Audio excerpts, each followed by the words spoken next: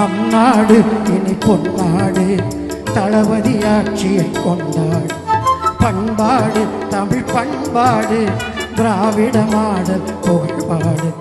வீடுதோறும் 1000 தேடி வந்தது, வீடுதோறும் 1000 தேடி வந்தது. நாடி தேடி மருத்துவம் வீடு வந்தது.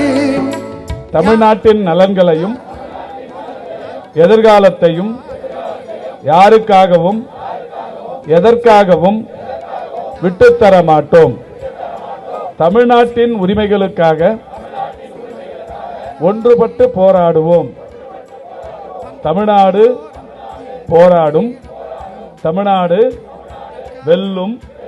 இதுதான் ஒரே இலக்கு.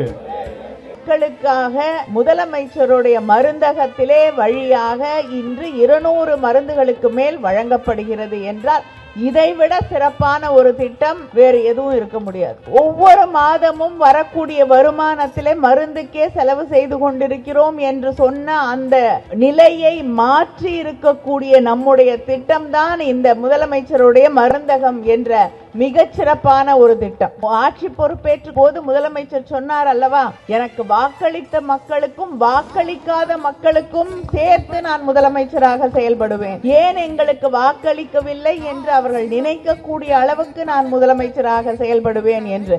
அந்த வாக்களிக்காத மக்கள் இன்று ஏன் இவருக்கு நாம ஓட்டு போடல என்று வருத்தப்படக்கூடிய அளவிற்கு வருந்தி இன்று அடுத்த தேர்தலிலே நிச்சயமாக அவருக்கு வாக்களிப்போம் என்ற அந்த உறுதியை ஏற்றுக்கொண்டிருக்கிறார்கள். அதனால்தான் முதலமைச்சருக்கு இந்த அளவுக்கு செல்வாக்கு பெருகி இருக்கிறது என்பதை நாம் புரிந்து கொள்ள முடிகிறது. கல்லூரி படிப்பு எதற்காகவும் தடைப்பட்டு விடக் கூடாது என்பதற்காக நம்முடைய முதலமைச்சர் அண்ணன் தளபதி அவர்கள் புதுமை பெண் என்ற அந்த திட்டத்தின் வழியாக மாதம் 1000 ரூபாய் நான் தருகிறேன், நீங்க போய் கல்லூரியிலே படியுங்கள். அரசு பள்ளிகளிலே படித்த பெண்களுக்கு என்று கொண்டு வரப்பட்ட திட்டம்.